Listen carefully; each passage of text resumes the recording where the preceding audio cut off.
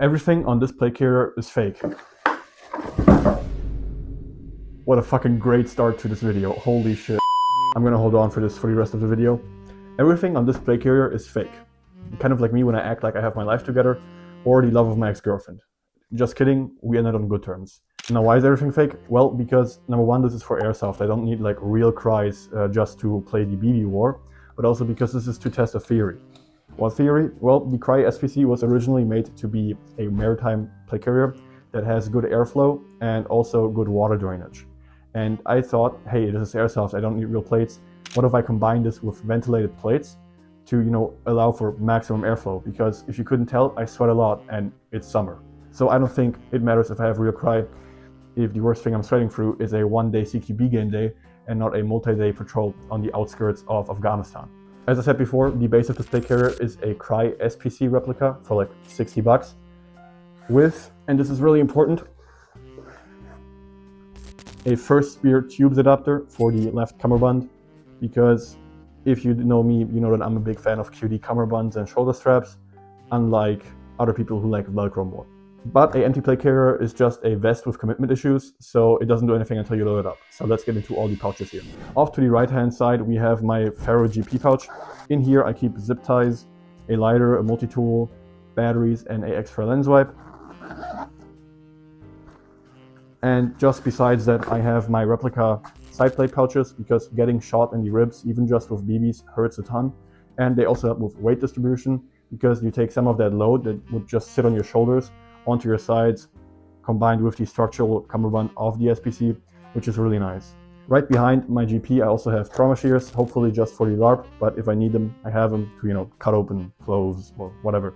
On the opposite side, we have a mini GP. This is a replica of the Blue Force Gear Boo Boo pouch. And unlike in real life where size does matter, yes, I hate to break it to you, here it's actually quite cool, because in here I keep my multi-tool and maybe some other stuff that I might need for the mission, like a flashlight, another lighter, whatever I might need, or a pistol mag even. Now, quick reality check, this isn't a replicas are flawless video. I know that replicas have flaws. The cheaper the replica, the more flaws it does have.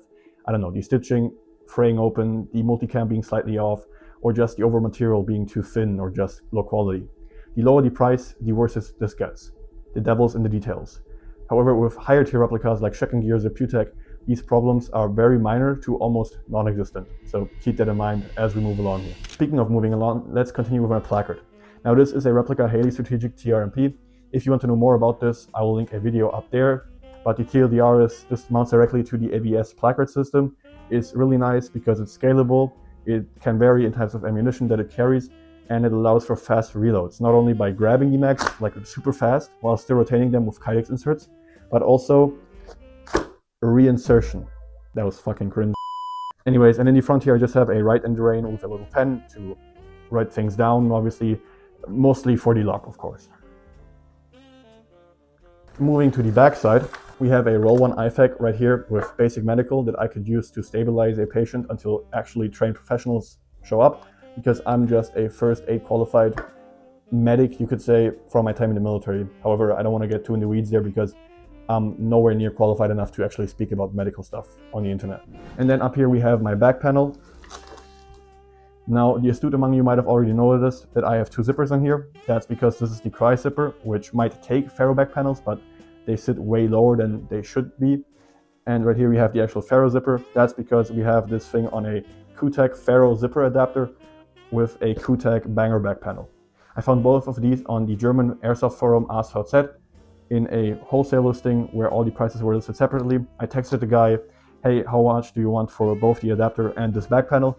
And he said, normally I would take 40, but for you we're gonna do 30 because I like your content. Huge shout out there. And being famous or more like a niche internet celebrity does have its perks sometimes. Unlike when people do fanboy gifts of me. But I'm getting off track here. In the top, I keep banger back panels. When I play more milsim events or with teammates that actually are trained, I guess, I keep the flaps on here, but when I play alone or in CQB environments, I have the flaps off because that way I can reach the grenades by myself to, well, use them.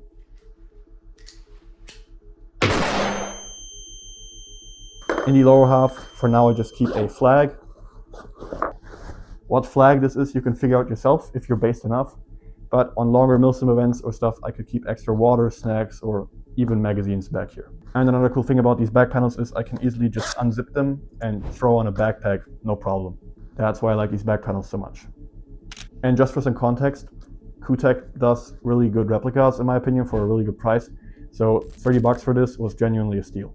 Anyways, moving on to what enables me to talk to my totally real and not imaginary friends, comms. Right here we have the replica Ferro wing pouch or wingman that I DIY'd a little by gluing on some padding in the back here, just so the radio doesn't, bunch up on my ribs. And also I put a hole in here because the SPC cummerbund has these sleds that move inside the front plate bag to allow for some more weight distribution or ABS-like load-bearing capabilities, which is pretty cool. However, you can only use specific radio pouches with this, or like me, DIY it. Now, granted, sliding the cummerbund through this hole every time kind of reminds me of your.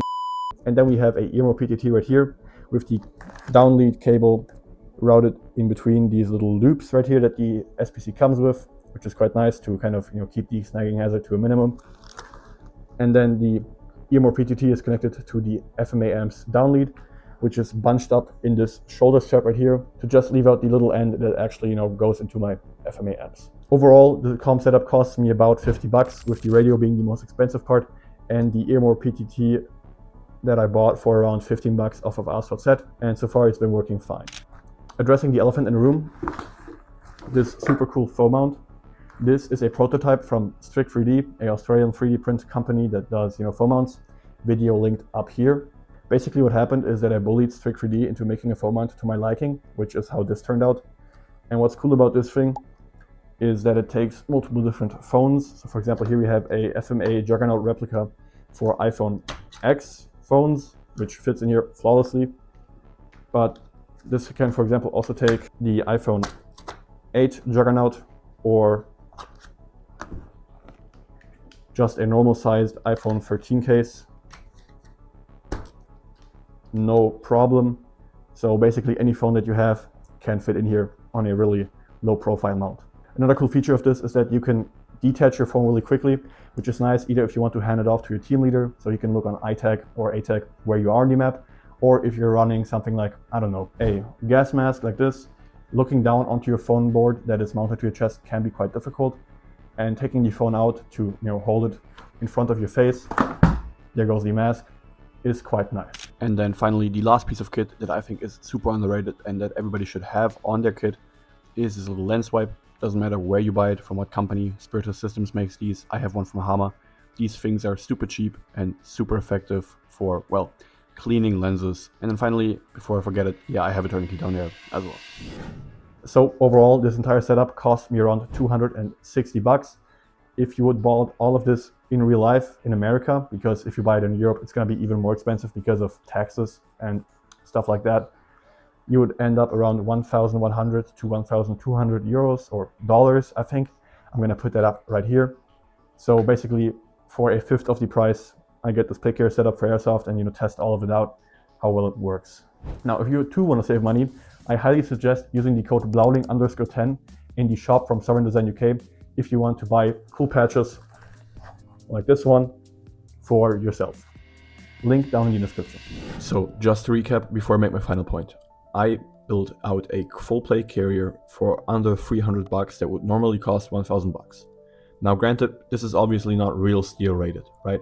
The stitching is too weak, the material is there as well, and I would never trust that in an actual war zone. But luckily Airsoft is not an actual war zone, unless the players forget their deodorant again. But that's a different story. What I'm trying to say is that replica gear is especially useful for airsofters or even, prepared civilians to test out certain theories about gear that they have before balling out in a full build that they might not even end up liking.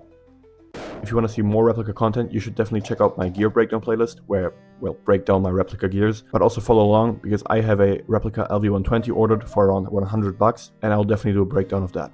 If you want help with your gear or ask questions or maybe even help in the creation of the next videos, you should definitely join the Discord, link down below.